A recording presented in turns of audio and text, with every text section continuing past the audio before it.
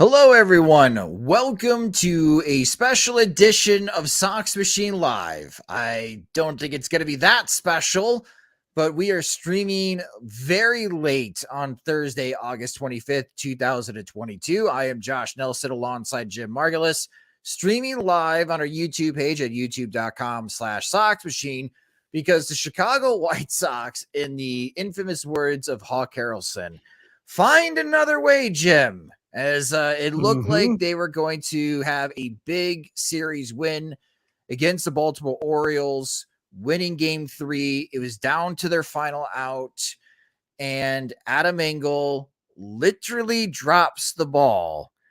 Liam Hendriks gives up a game-tying home run to a rookie off of an 0-2 pitch, and the White Sox lose in the 11th inning. And they now drop back to one game above 500, and they are still 4 games back of the Cleveland Guardians. So let's start. And there's a lot of White Sox fans that are watching the stream live. And for our podcast listeners, sorry that we didn't give you plenty of heads up. We decided to do this live stream at the last minute, so you're listening to this episode in the morning when you wake up at a reasonable time. Jim, what the hell happened in game 3 against Baltimore in the 9th inning? It was impressive. Impressive. Just, the sequence in that, Adam Engel enters as a defensive replacement. There was a game, it reminded me back on, I think it was the 4th of July, where he entered as a pinch runner and made 2 outs in the base paths, like in the same game, like he enters as a pinch runner.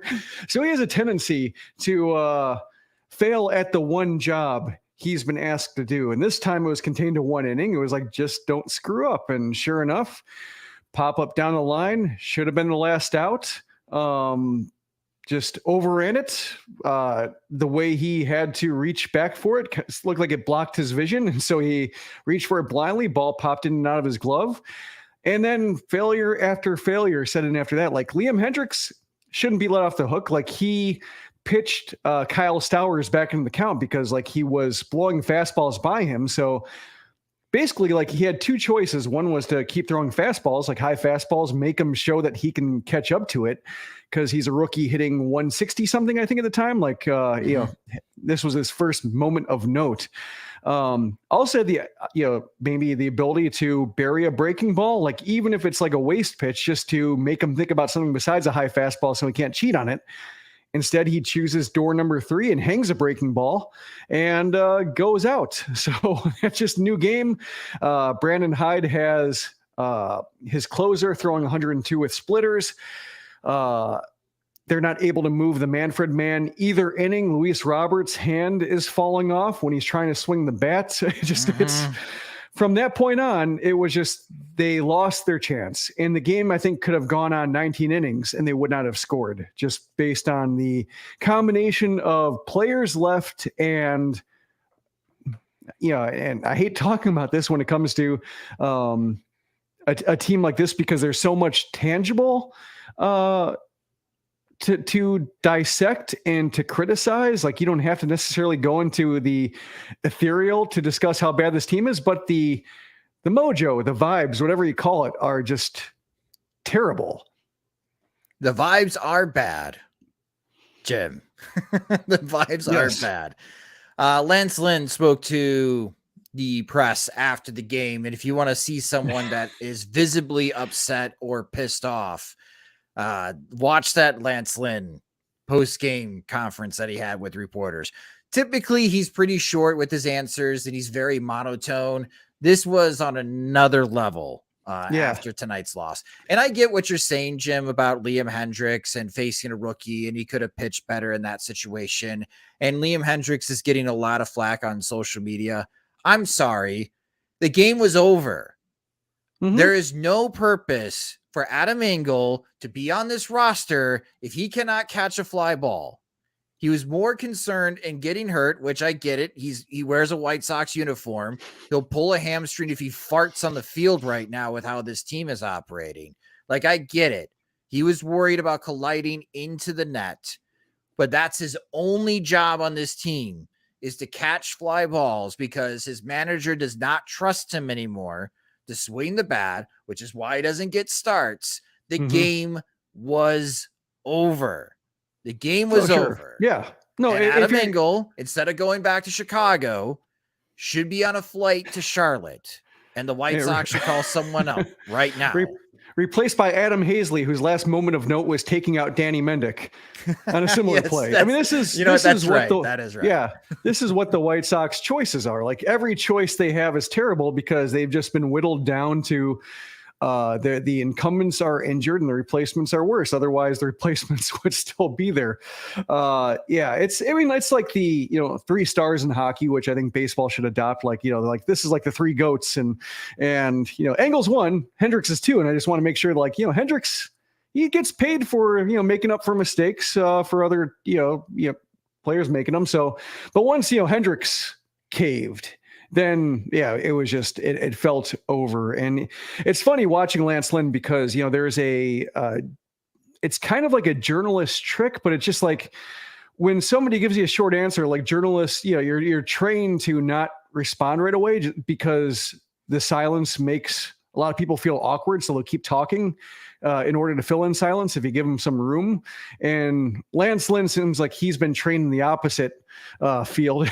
Just like saying, once you're done with an answer, you're done. And you can just stare in the middle distance for the next 45 minutes, and you're still not going to offer another word. And so I find that really, as much as his answers sometimes fail to satisfy, especially when he's talking around injury, that can be frustrating. Like when he's not pitching well, you just want to know what the hell's going on, and he doesn't give that to you. Right. That's annoying and sometimes feels a little bit too cute for the stakes at various times. But in a case like this where he pitched well, he did his job. He had to pitch around a couple mistakes in the field himself. He did everything asked of him. Reynaldo Lopez, Jimmy Lambert, 17 strikes over 20 pitches. Yeah. He came up big. They threw 20 pitches between them, 17 strikes. So the pitching through 8 2/3 innings did the job. And then one guy who had one job to do for over the course of 3 outs failed rather spectacularly. So it's rough. It just reminds me, and I know you remember this play when the White Sox played the Mets all those years ago, and Gordon Beckham is trying to catch that infield pop fly and he trips over the mound. I don't remember that. I don't remember his face and Connor Gillespie's butt, like Getty Images capturing that. It was like the butt fumble equivalent, except not quite. It didn't have the same. Beckham did not drop the ball because it ran into Connor Gillespie's butt, but the same amount of shame and indelible imprint on both my memory and Gillespie's butt.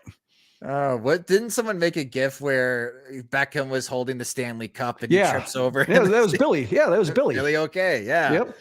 Oh man, what a moment. And I don't even know how Adam Engel moves forward from this drop ball situation because listen, he's in his 30s now. You're only a 4th outfielder because he can't hit consistently.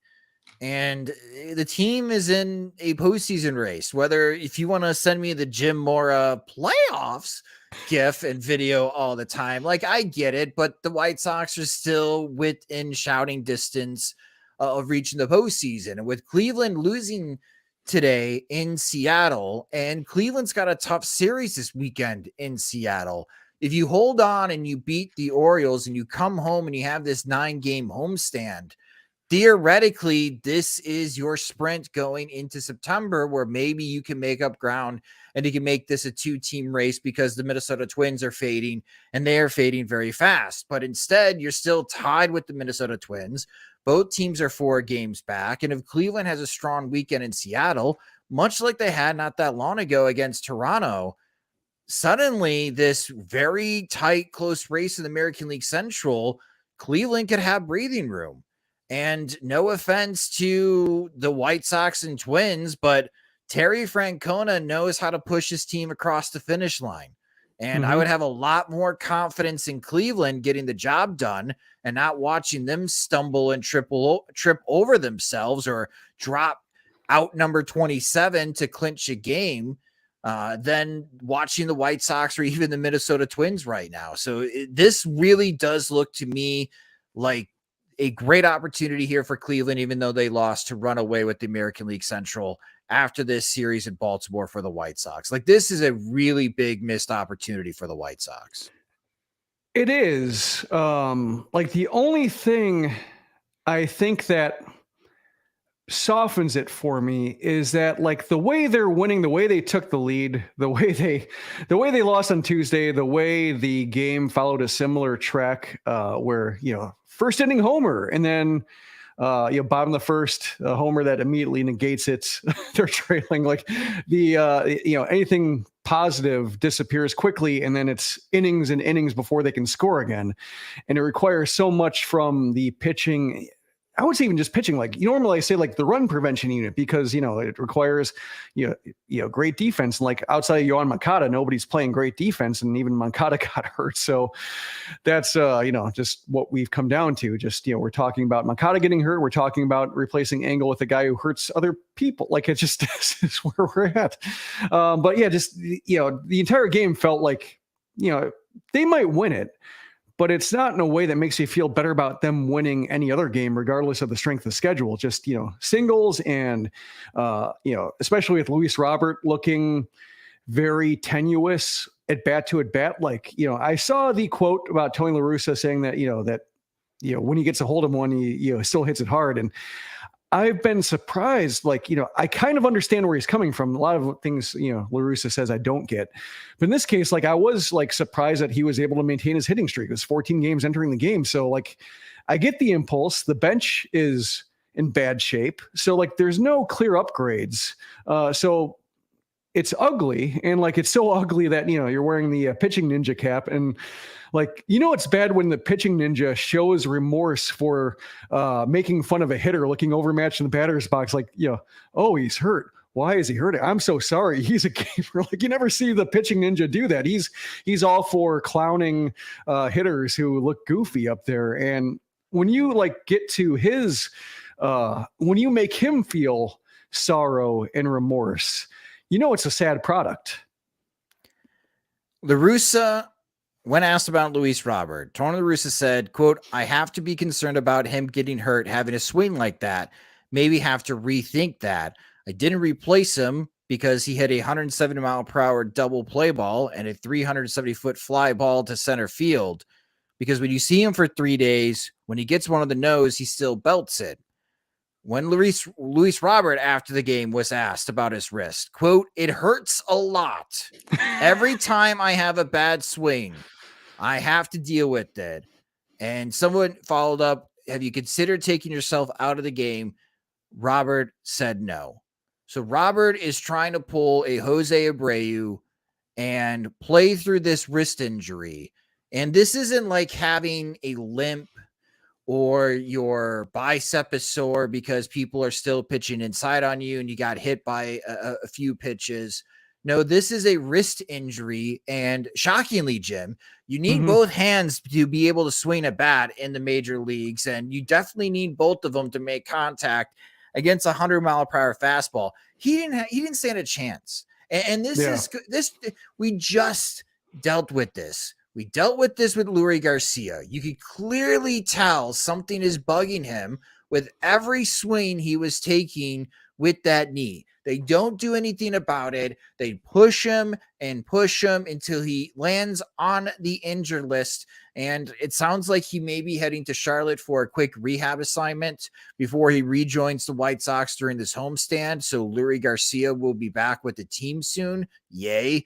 But, I get it that you're in a division race and Luis Roberts trying to do everything that he can. But if he physically cannot swing the bat without pain, how does that benefit the White Sox? And honestly, how does that benefit Luis Robert in the long term? This franchise has been so weird with the way that they are handling injuries, that the whole situation with Luis Robert, you could tell he's hurt. Why are you continuing to put him in this position? Yeah, it's, it feels like he's, him and Garcia, they're toughing it out. and they're toughing out because like, I don't think this is like factoring into their decision making. Maybe it is, but I'm not saying it is, but it feels like it's almost like they're looking like, well, so many guys are leaving early, departing games early, coming out with a limp, coming out like this, like we can't, like I can't afford to do this. Like, just they feel like they need to take it on because like Yohan Moncada like leaves, kind of tweaks an ankle or hamstring, like charging and making like a basic, like an impressive play. But, kind of like the basic physical motions of like a third baseman charging a bunt, like it was a great effort, made it look smooth, but like he pulls up lame after that and then eventually leaves the game, even though he made like a running catch in shallow left field, like later on the game, like he left, same thing with like, Larry Garcia was taking all those awful swings. And like, before that, or like in the middle of all that, like Eloy Jimenez takes one bad swing, stumbles a little bit, and then removes himself from the game immediately. And so like you have these situations where it feels like, and Steve Stone, I think, has been critical of this, like players not wanting to play through pain. Like Chuck Garfien went off on Eloy Jimenez after the game saying like, that he needs to stay in the box. And so like you have a case where on one hand, these injuries look minor or they happen for no real reason or no apparent stress, and they have to leave the game. And so that sucks and that's unsatisfying. But then you have the opposite situation where guys are playing obviously hurts and they feel like some duty to the team and they need an adult basically to tell them to stay down, and they're not getting that either. So there's no cohesive management strategy, or just like whatever management strategy they had has been overtaxed. And, kind of like the Mike Tyson quote, everybody has a plan until they get punched in the face, but like they've just been punched in the face repeatedly. So they might, just have a collective concussion with how they've been handling this and just don't know where they are and how much season is left and who's who. Well, it's a question that you've been asking a lot in your columns on SoxMachine.com. Who's actually in charge here? Who is in charge of this Chicago White Sox team? And who is the adult in the room to make the final say about the roster and who is going on the injured list and who is not going on the injured list and who could be possibly called up from the 40-man roster, that they're finally starting to address some of the fat and actually adding useful players to the 40-man roster. But typically that's only done when it's desperation and you realize, oh my God, we only had 2 catchers of the 40-man roster and one needs to go on the injured list. We should add another catcher to the 40-man roster. I'm sorry, I have to pick up the eyes from my head as they roll out. It's just, this is why it's so aggravating. And, instead of watching this team make a last desperate run towards the postseason, I feel like, Jim, I am watching a plane on fire in the air try to do an emergency landing at Midway because they fly over my house in the south side of Chicago to land at Midway. The engine is on fire. I have no idea if this landing is going to be successful or not, but it is going down in flames. Maybe they will survive. Maybe they will just crash land and fall short of the airport. But that is the best analogy I have for the 2022 Chicago White Sox right now as we enter in this 9-game homestand and in late August. I am watching a plane that's on flames right now, and it is descending. And I don't know how it's going to land. I would say it's kind of like that, except no matter what happens, even if they land safely, like the pilots should be arrested.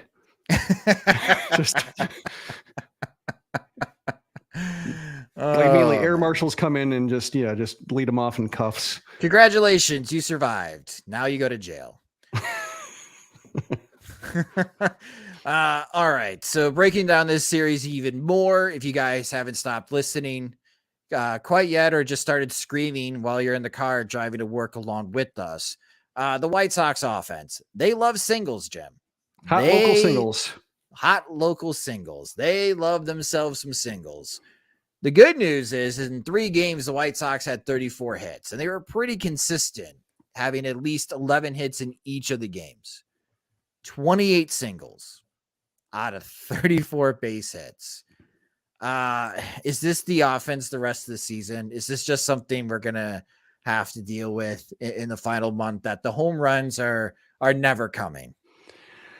I think so, just because it's whack-a-mole when it comes to the offense. Like Andrew Vaughn hitting the ball with more power, hitting the ball with more authority, but somebody else goes down. So like basically like Andrew Vaughn doesn't join guys hitting homers. Andrew Vaughn replaces somebody who looked like he might be hitting homers, and then something happened to him. So that's kind of how this works. There's like one guy who's allowed to hit for power. I want, like, Jimenez briefly got on a tear. Like Robert was briefly getting a hold of one. Vaughn has moments. That seems to be how it goes. Like, like the home run chain is almost too literal. Like one guy can wear it, and then he basically owns it for like 2 weeks, and nobody else is allowed to homer. That's kind of how it seems to work. Yeah, I mean, you have the lack of speed too. So like the hustle doubles are hard to come by. So there's that. Great combinations here. Yeah. Lacking power, not great at base running, and they're slow. Yeah, and great combination here. Yeah, like even if the guy who hits the potential hustle double can maybe get there, the guy in front of him is likely to be holding things up because of lack of speed or base running. Like, I think if you're looking for like playback clips to share in anticipation of our next playback game or watch party, like we'll have a few, because we talked about like Sebi Zavala and Romy Gonzalez screwing up around second base. Well, Gonzalez screwed up around second base. Zavala actually like looked lost. No, actually Zavala didn't screw up the first time, but screwed up the second time because he has to lose his bearings around second base. He had like the Gavin Sheets weak single through to the left side against the lefty, which we knew was going to happen. Like, if he's going to succeed, it's going to be a cheap single. And then what? Like, just, you can dial him up for mistakes. You can dial him up for like, this is as little as we can expect. And they're good at delivering on that. So yeah, I mean, I would feel more confidence about like better power coming, more impactful contact coming, if just they show the ability to have two guys at the same time lifting the ball with triple digit exit velocity. But it's not happening. Like there's always something gets in the way. Like Jimenez gets the fastball to the elbow and has to miss game. Like there's always something that gets in the way of having a critical mass of hitters who can actually do damage. Right now, it seems like Vaughn is the guy. Maybe Gavin Sheets, he had a nice series. Like he looks okay, but but I mean, that's the problem too, is like, Vaughn's hitting leadoff, Sheets hitting second, and it's a good idea, but it's also like that's the offense. And then you have to wait kind of for 7 hitters for the next extra base hit to come along. I think they should stick with it. Yay or nay, Andrew Vaughn leadoff hitter. Fine. Like just basically it's emergency mode. There's no good idea, or no great idea. Like AJ Pollock, works for Game and Time. And like, when it comes down to the late innings, and every game comes down to late innings, to me, it's more a matter of like, who do you want to see up the most? Like, do I want anybody getting in Andrew Vaughn's way, to get that extra at bat? Not really. Like he's probably the best bet. Like Jimenez, when he's healthy, assuming he comes back from this, bruise with minimal complications, like he's up there. Basically him, Jimenez, Vaughn, Sheets against a righty, probably it. Abreu has moments, but I think it would be those 3 and Abreu batting 4th, and then whatever comes after, just, stack them how you want. You just have to make sure Vaughn's still in the game, though, and he's not replaced by Adam Engel for defensive purposes. Yeah. Because then you go into extra innings, and now you don't have Andrew Vaughn. Yeah. No, you got Adam Engel. Yeah, I saw like some thinking like AJ Pollock should have been left. No, I mean, Engel was fine in left. He just blew the play. And, just a very, this is... When it comes to the off season and talking about like non-tendering, this is the kind of moment that can determine a contract or a non-tender. I think at this point, it's too much money for a 4th outfielder. You can get those guys for $750,000. I know that Cespedes is he's about a year away from being what Adam Engel is now. Yeah, give him a shot. Yeah, like half a season. Like get him to AAA, see how he looks against like. Guys who can throw breaking balls reliably for strikes, but He's pretty Yeah. much like the Adam Engel toolkit, just needs to see more styles of pitching to really understand like if he can stand a chance against pitchers who can do everything. How do you feel about that left wall at Camden now? Since it took away 3 homers this series, the Orioles owe Luis Robert, Seby Zavala, and Andrew Vaughn home runs with pushing that wall back 30 feet. It's bad. Like it seems bad just because like, reading Joe Sheehan's newsletter talking about how, the offense has taken a dive in August when usually like it reaches its crescendo in August. Like, we talk about August Abreu, that hasn't happened, but like so many normal August stories of offenses, ripping it up just are not happening. Like they're just, the ball is not traveling. The hits are not coming. And so like, I think it's interesting. Like it's an interesting strategy. Like it certainly like seems to have benefited the Orioles immensely when it comes to like containing the Yankees and containing like the teams that have major power edges. And so it's like fascinating to see a team go to those lengths, literally and figuratively, to try to give their pitching any kind of edge possible. But, kind of big picture when it comes to the ball not traveling, especially the opposite field, and just not having great ways to get runs on the board, it doesn't help like the league-wide problem in scoring runs and making games exciting. So it's individually fascinating, but I think if it came at a time where offense wasn't an issue, like a couple of years ago, 2018, 2019, when the ball was flying and like everybody in the Twins hit 30 homers, like it would have been cool. Like it would have been a really neat experiment to see like what happens here when the ball is traveling and this is the only way, like tiger proofing the golf course. It's kind of like the equivalent. Like we're going to, rabbit ball proof our stadium and our pitching staff to try to get them wins. That would have been fun. But I think in this current environment, this run scoring environment, it's kind of a drag. Oh, it's a huge drag. I mean, it's just there's that Twitter account that you kind of introduced me to, Would It Dawn? And it would dawn in 29 of the stadiums, but 1. And it's Baltimore is the one because they pushed their fence 30 feet back, hitting a fly ball to left field 400 plus feet, and it doesn't go out is not a good thing. Yeah. I don't know. Can Major League Baseball step in and say, this is ridiculous, move your fence in 15 feet? I don't think so. I mean, I think I'm thinking back to like Comerica Park when that first came out and Juan Gonzalez signed that big contract. And I think they changed it by bringing the bullpens in left field to shorten the left field power alley. But he signed that big contract and then just realized like, oh, this is not Globe Life or what was it, Ballpark at Arlington, like in the summer. This is Detroit in April and the left field power alley is like 390 feet away.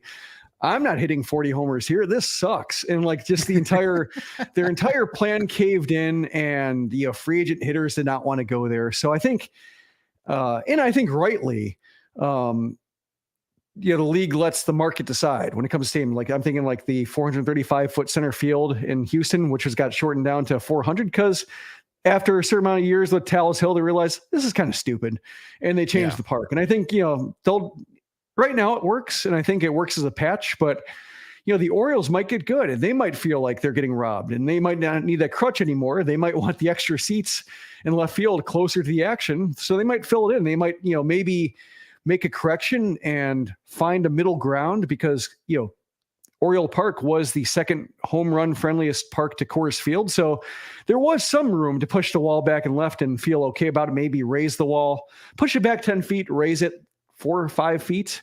But pushing it back 30 feet and then raising the wall, 8 feet? That seems extreme and seems like they can find some middle ground. And once they start getting good enough to where they want to compete with homers and realize that they're getting hurt by it.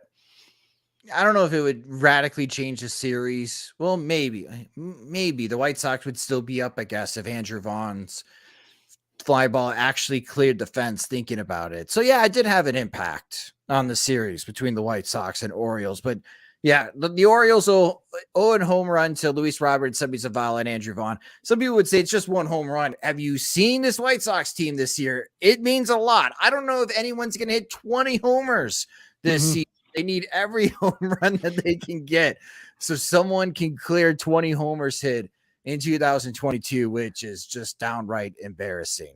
I like this comment from Steven real quick. Like he said that it's worse than the 2019 Jim Boylan Bulls. And it is like in terms of like they're better in terms of a product than those Bulls, but I really liked reading and following the Boylan Bulls because he was so enthusiastically awful. Like he did not know how he came across. Like he had like, you know, it was kind of a similar situation in which like he had the favor of the higher ups. Like, you know, Jerry Ryan or Tony La Russa has the favor of Jerry Reinsdorf. And so everybody's held hostage by that. But Boylan was so stupid. Like just everything he said, like he could have made himself look worse if he thought about it and plotted them out. Like it was just his instinct. Everybody saw the way his instincts were leading him to say dumb things and have stupid practice sessions and have the team basically having a mutiny on him. Like La Russa is so, I think, passive and so quiet and old. And taking a back seat to everything that nobody can get mad at him. You know, like we talked about before, I think they're just biding their time until something changes and nobody's inspiring them to do more because everybody's too hurt to want to do more. I think like the guys who can play hard are playing hard. The guys who feel like they might, you know, run themselves out of the season are doing the bare minimum, it seems. And that's kind of a bad combination when the product is bad on the whole. Well, the White Sox are 63 and 62. They're 4 games back at Cleveland for first place. Again, the Guardians are in Seattle this weekend, while the White Sox are now home to face the Arizona Diamondbacks to kick off a 9-game homestand. Maybe on Monday we're in a better mood, folks, and the White Sox sweep the Diamondbacks. We'll preview that series in a moment. I'm doubtful that will happen. And maybe the White Sox get themselves back within striking distance, or maybe even ties Cleveland for first place of the American League Central. But this is a team that still is shooting themselves in the foot. And we are in late August. And the questions that we've been having about this team since late April are still hanging around here. And it's just aggravating. And they are running out of time. The White Sox are running out of time. Speaking of time, something that gives fans some hope, especially if your team's not going to make the postseason, if you are one to plan as far as your summers around baseball and maybe visit cities around the country. The 2023 Major League Baseball schedule was released, and this is a different looking schedule as it's a balanced schedule, and every team will face each other moving forward. Fewer divisional games. That really impacts the White Sox because they're in the American League Central. They probably want more divisional games to a point, especially against Detroit. But they'll be losing some divisional games in exchange, getting to play every single team in Major League Baseball. Jim, when you saw the schedule release for the White Sox, anything that caught your attention immediately as far as possible destinations or how the schedule was set up?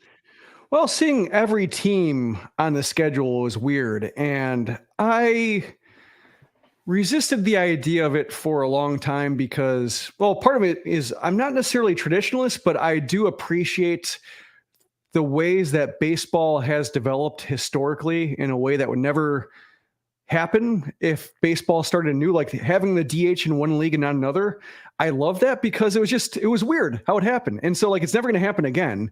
You're not going to see two, at least among major sports, you're not going to see two leagues in the same sport, the same organization playing by a rule that changes everything. So like, I appreciated that. And I liked it for as long as it lasted. I prefer, just as the product goes, like I prefer having the DH all over the place. It makes more sense for roster building, free agents, everything like that. And trades makes a lot more things possible. So it's a better product now with universal DH, but I like that it was weird. And so I like that it was weird that like you didn't sometimes see teams. I liked when the National League was completely off limits and interleague play was, like when it was introduced, like I kind of like that you could follow, 14 teams, 12 teams, like over the course of the development of the American League. Just it was kind of neat that you didn't have to care about like the entire league until the World Series or the All-Star game. I thought that was, something that made baseball special.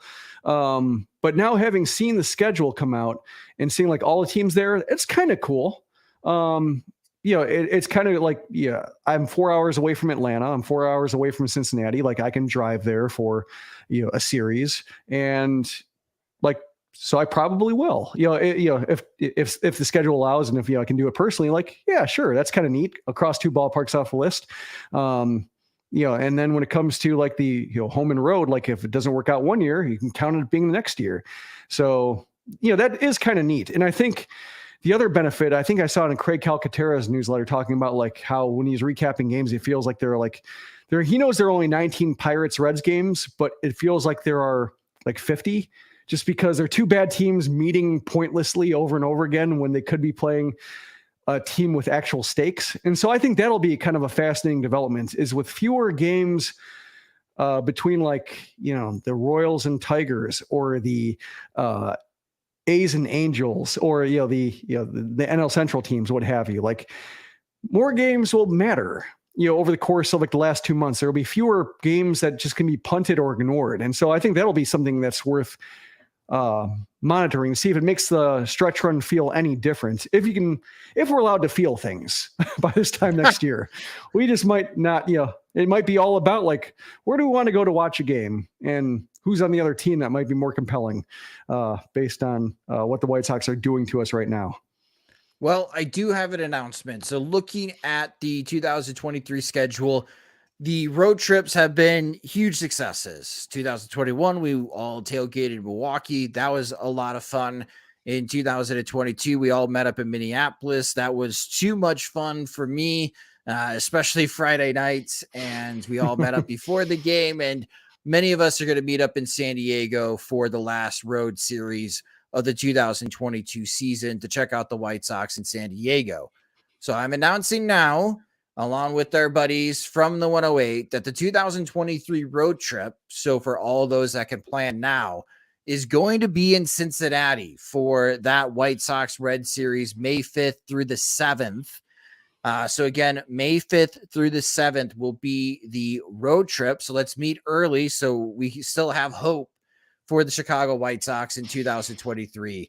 But yes, if you're looking at the schedule and planning your vacations and road trips, start making plans to meet us up at Cincinnati for that weekend between the White Sox and the Reds, May 5th through the 7th. I'm excited. I've never been to Cincinnati, and that's another ballpark that I can cross off the list. And it's still early in the season where you still have some good hope that the White Sox can accomplish something. And the Reds are not going to be very good, but there's still some intriguing players to watch, like Hunter Green. I think he's got some promise. And it sounds like the area around Great American Ballpark is really changing for Cincinnati. They have open carry now on game day, so it's kind of got a Bourbon Street, Beale Street type of feel. Oh, that kind of to open it. carry. Was it? That kind of open carry. That kind of open carry. Yeah. Oh, yeah. Whatever. Yeah, I know. I know it's pretty close to Kentucky. I see where you're going with that. But no, it should be a really fun time. A lot of people have been pitching that idea that we should go to Cincinnati. So we are going to Cincinnati. So and yeah, the schedule really opens up more possibilities for road trips going forward. I know we keep waiting for Kansas City to have a weekend, but it'll be nice to have like, early May, not dying of sunburn or, heat exhaustion, overexposure to the elements. Like should be pretty good weather. Like, at least the historical climate should be in our favor. Whether we catch a break is one thing, that's a whole different matter, but at least it's not, middle of a parking lot in Milwaukee in July or, this. It was toasty. Yeah. So should be nice. It's also not Pittsburgh in April. Yeah, that was the other option too. It was Pittsburgh in April over Easter weekend.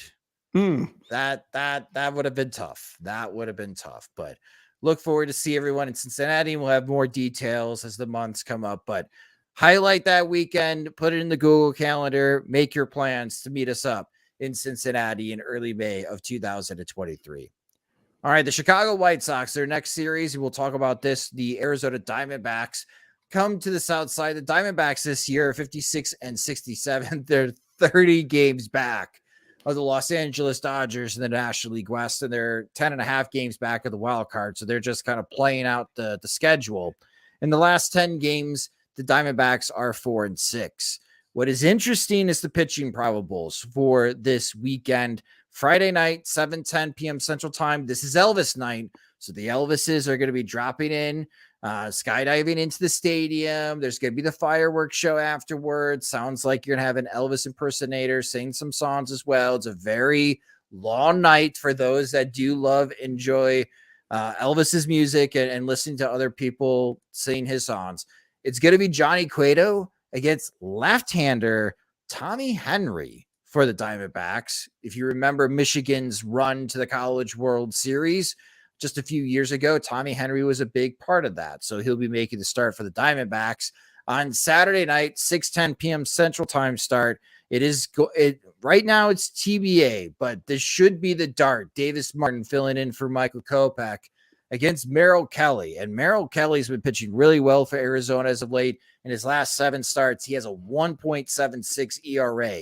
And then on Sunday, it's Dylan Cease against Zach Davies. Zach Davies is terrible. If the White Sox do not score and hit at least a couple home runs against Zach Davies, I'm really going to be upset. And what's interesting about this series is that the Diamondbacks, when they're pitching at home, Jim, a different team. They have a team ERA of 3.88. That's really good. When they're on the road, they have a team ERA of 4.52. And when I'm seeing the numbers from Henry and Kelly, and even to his standards, Zach Davies is having a pretty good season in 2022.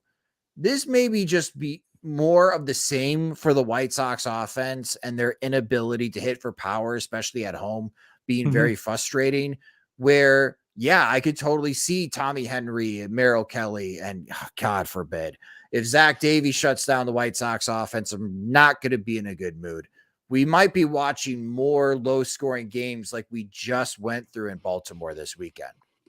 Yeah, I'm looking that up because I was curious watching the, you're looking at the starting numbers for the probable starters and seeing like, Kelly's got a decent ERA. Henry's, off to a decent start in his, career. Davies is surprising for Zach Davies. Like the ERAs look okay. The strikeout rates look okay. So like, I was surprised to see like their aggregate numbers on the whole are like bottom half of the league. Like, yeah, I thought maybe they're pitching well, but not hitting at all. In a case like they're mediocre pitching and even worse hitting, it seems like that's kind of the story. But yeah, when you look at their home road splits, the home run rates outside of Arizona, 74 homers to 55. They've allowed 74 homers on the road, only 55 at home.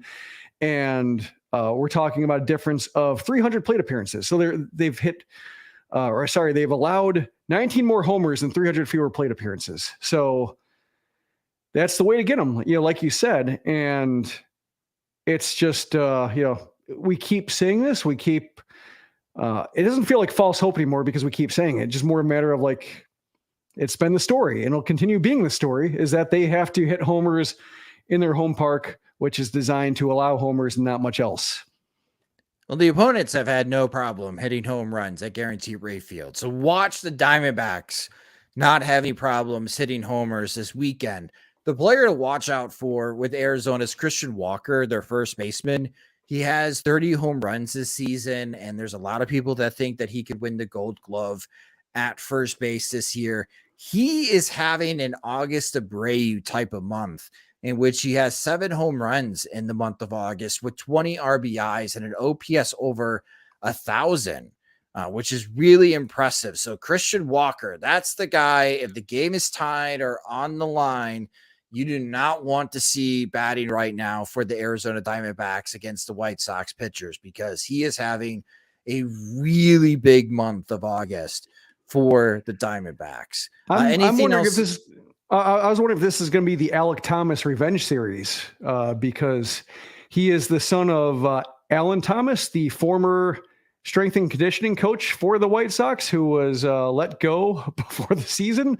And it's kind of the case where if the White Sox were healthier, you could say like, oh, they made the right call moving on. But watching them just losing this war of attrition over the course of the year, and having basically either guys playing through injuries or leaving because of injuries, it certainly lends some idea like, well, maybe Thomas wasn't great, but there's certainly more work ahead of them to solve their whole strength and conditioning thing. So I remember when Thomas was drafted, I'm looking it up, second round. So like he was too high to go in the first round where the White Sox were picking, would have felt like White Sox nepotism. But then when he went in the second round, I remember people saying like, oh, that might come back. That might be the nepotism pick we actually wanted. And so far he's holding his own, I think.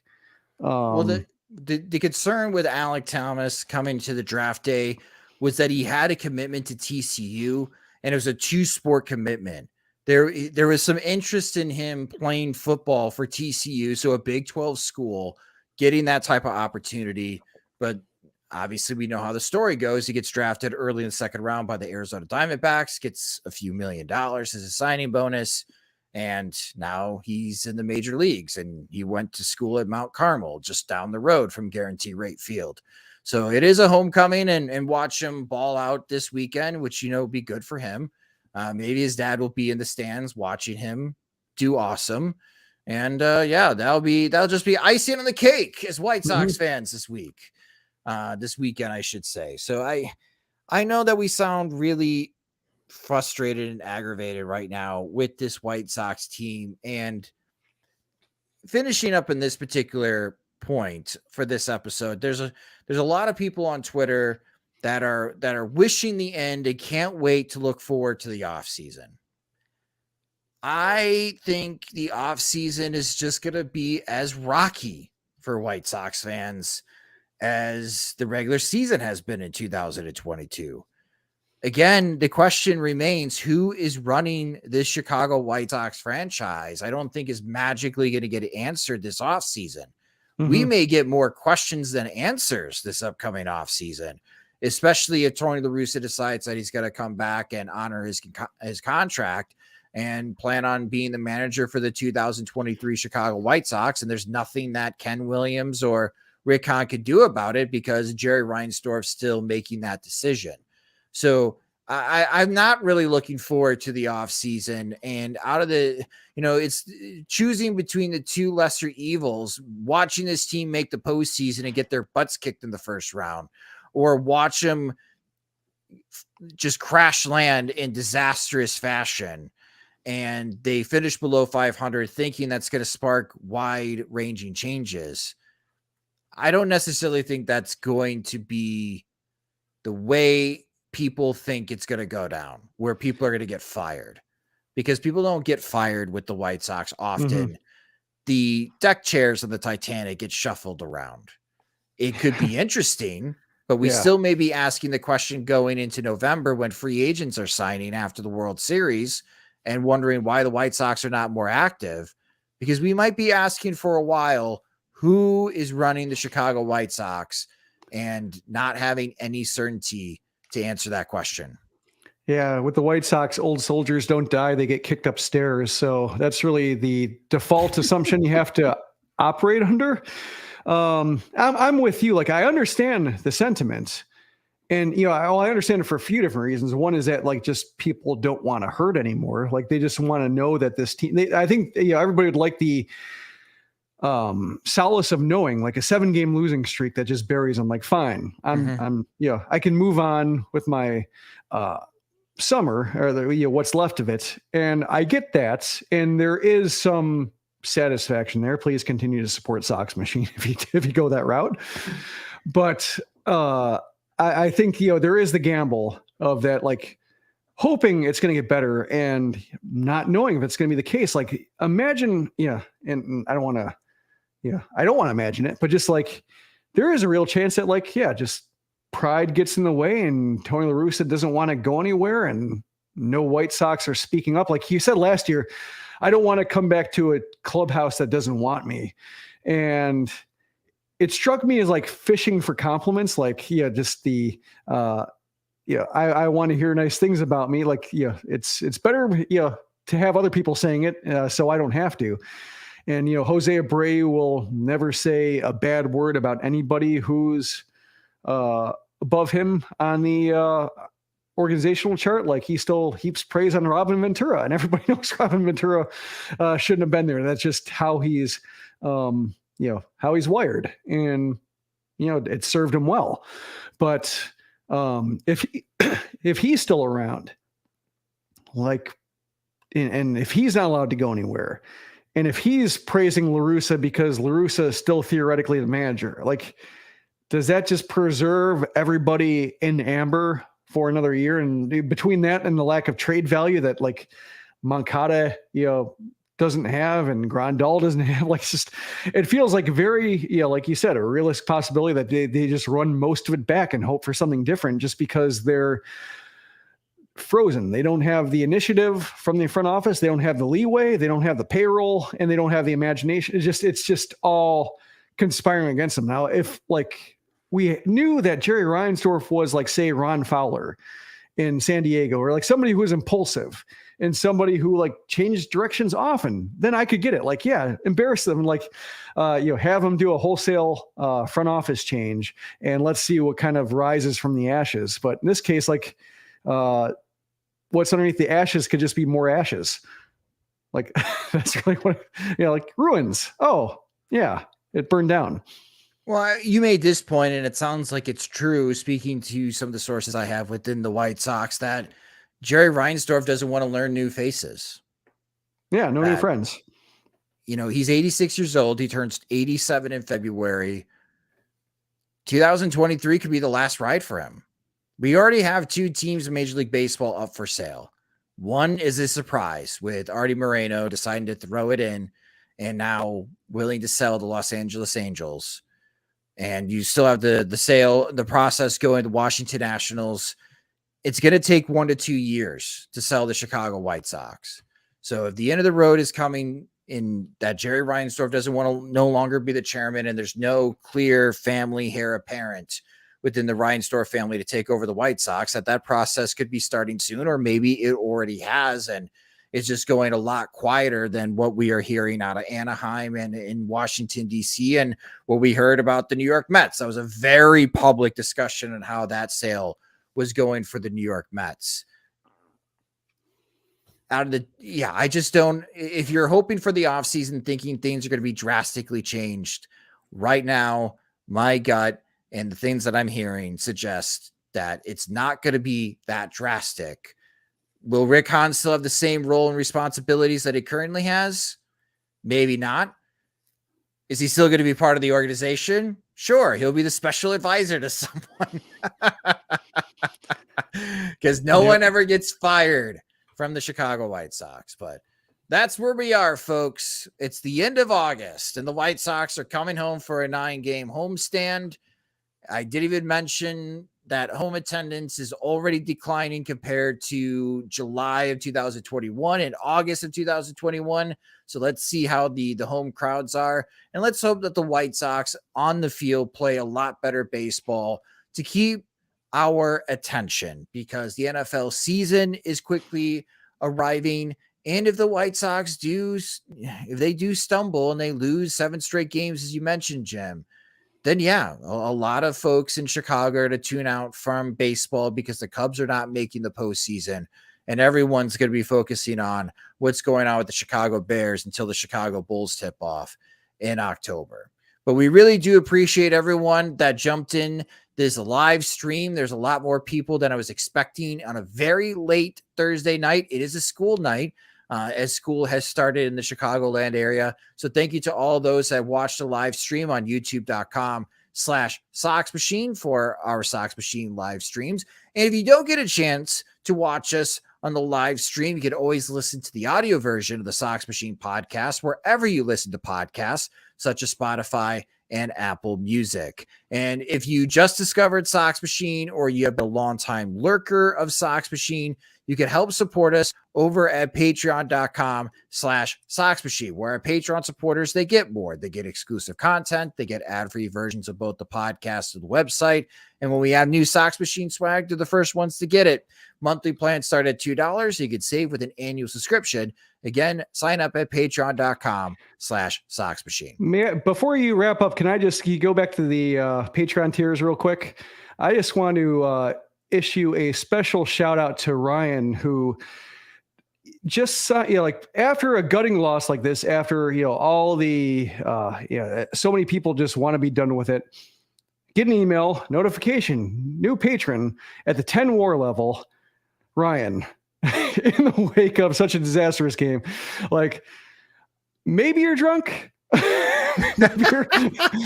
Maybe just like you're coping, but either way, I tweeted, I love all our Patreon supporters equally, but I have a soft spot in my heart for the people who just, when given the option of walking away and shedding all their connections and resources and headspace to the White Sox and having every reason to do so, to support us in that time is really, really touching and really appreciated. Thank you, Ryan. Really appreciate it. And that will do it for this episode of Sox Machine Live. Thank you for watching and listening. Alongside Jim Margulis, I'm Josh Nelson.